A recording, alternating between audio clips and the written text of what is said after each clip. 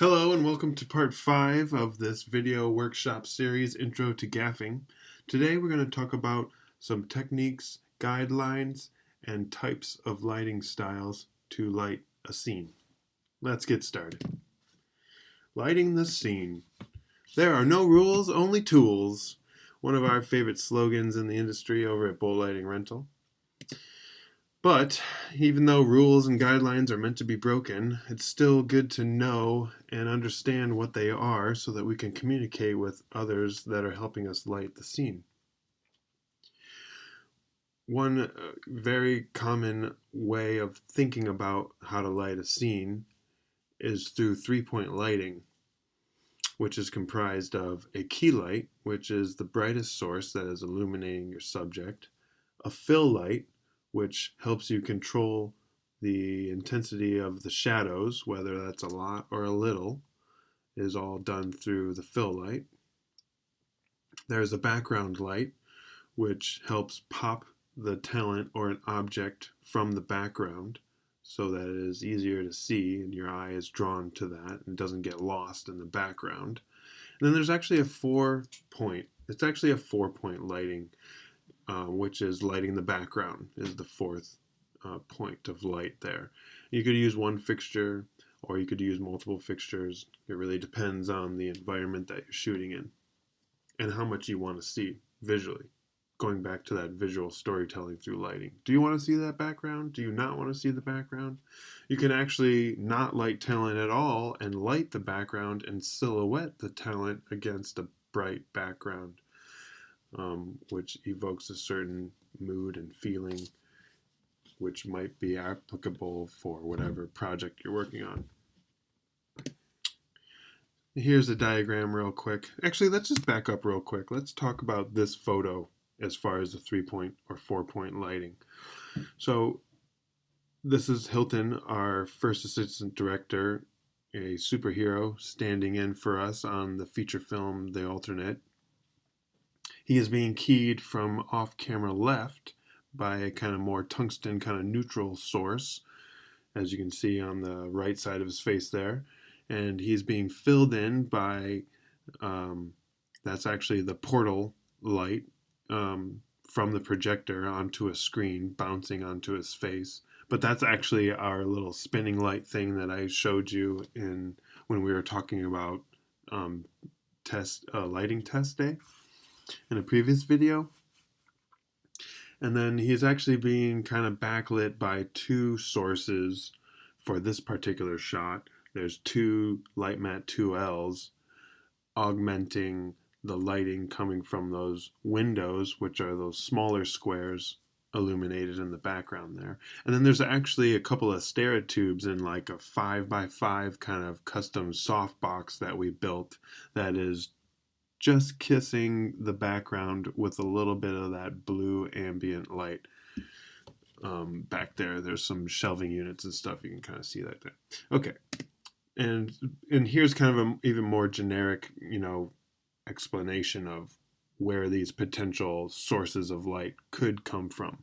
But again, the 3-point lighting doesn't have to be in these particular spots. The backlight could be straight back behind talent.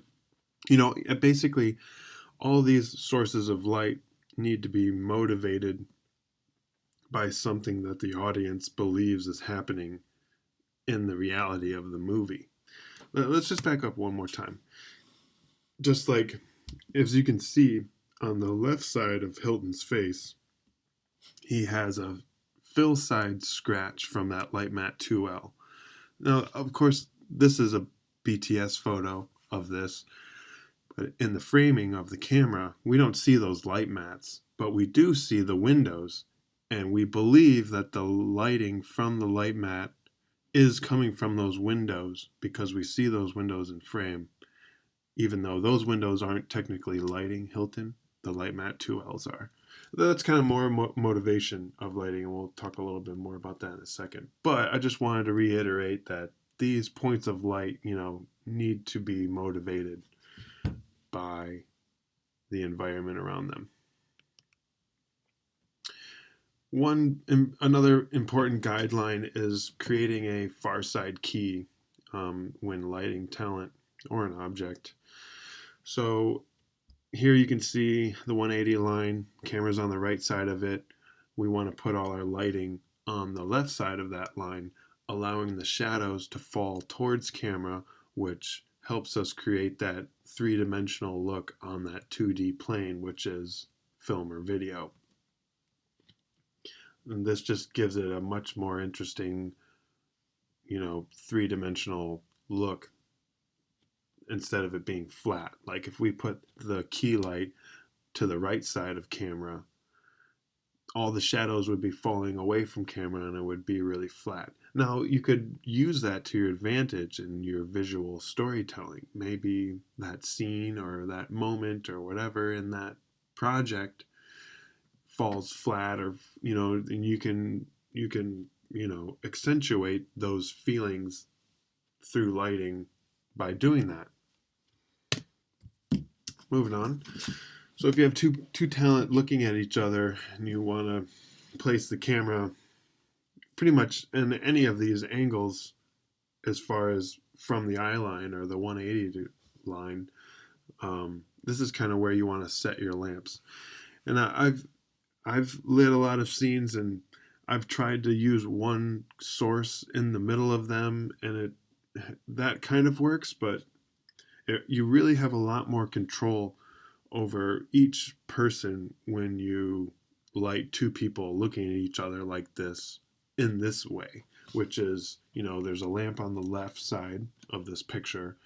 That lamp is backlighting the guy on the left, or it must be a guy, or I don't know, I didn't make this picture, I'm sorry. And farside keying the guy on the right, and vice versa with the lamp on the right side there. Instead of, here, I think you can see my mouse. Instead of placing a fixture here, it just always kind of seems too far side for both people, and you can't move, you move that one source to have it wrap a certain way on somebody's face, but then it looks different, on the other person's face from the different camera angles. So you definitely have more control using two lights for two people in this situation. But sometimes if that far side look is what you want, then one source in the center, far side, like in this area, could certainly work. And then I just wanted to get back to motivation with this slide. Where you can see on the left here, we have a young lady sitting in bed reading. She's sitting next to a lamp that's on, and then we are augmenting and wrapping that lamp source with the light mat 4. I think that's what that is. Either that or it's an Astra with the 2x3 frame or something. It looks like there's a 2x3 frame in there. That's wrapping that source. That's all off camera, because naturally that practical will not wrap that much, as you can even see from my BTS angle how that off-camera source is really wrapping. But yeah, it just looks pretty. It looks good. And at the right intensity and the right angle, the right quality of that source, and with that motivated lamp in the background of the shot, it'll totally feel real, and people will believe it. Those suckers, let me tell you. Anyway, moving on. Here in the middle is the bathroom scene for some short film that we did. It was a large, kind of public bathroom kind of a set, and we just wanted it to be kind of a traditional, standard, very typical fluorescent kind of downlit scene that is very common. And even though there isn't necessarily any motivated sources like a lamp or whatever in that set, that is very commonly known that the large bathrooms like that could be lit like that. And so the environment kind of motivates how we lit that particular set.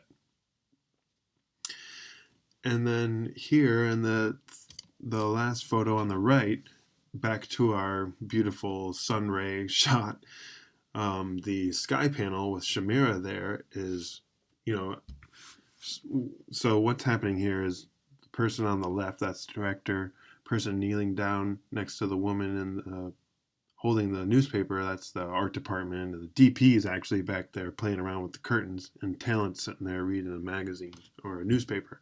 And camera's roughly where I am. This is just my phone.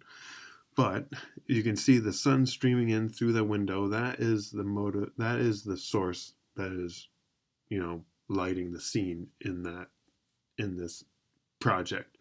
And then we are wrapping the the light with the sky panel, which is, so that window light motivates us putting the sky panel there to wrap that light to give her a little more exposure, because that window is pretty much right behind her. So if we didn't wrap or augment that source, she would feel backlit practically, especially since we can't dim down the sun and control. I mean, we can using a lot of grip gear. That's a big window. That's a big job to do. Or we just let the sun be the sun, and then we bring up the interior and make sure that our wrapping source has enough output to compete with the window light. And it was a moody scene, so it worked great. And then the last part of this video, I just wanted to talk about some tools that the gaffer has to keep track of, the 4 properties of light, pretty much. The light meter is a device that allows you to measure the intensity of any source. Usually you can use your light meter and set a couple of camera settings like ISO, frames per second, shutter angle or shutter speed, as well as ISO, and it can give you a exposing f-stop. Or you can also use your meter to read in absolute values of light, which are considered a foot candle. So basically, if you could think of a candle, one candle at 1 foot away from that candle gives you 1 foot candle. And so you can measure light without worrying about what the camera settings are.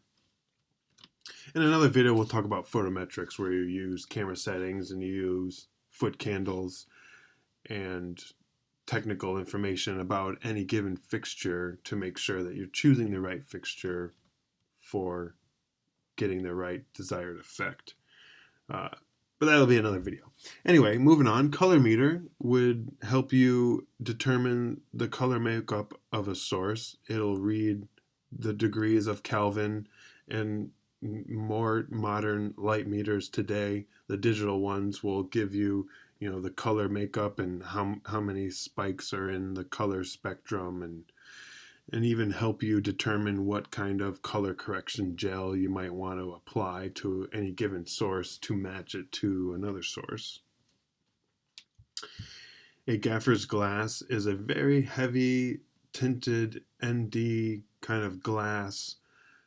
I believe it's 3.8. I think there's different thicknesses of gaffer glass, and you should certainly double check or know the rating of your gaffer's glass, especially if you're going to use it to try to look at the sun.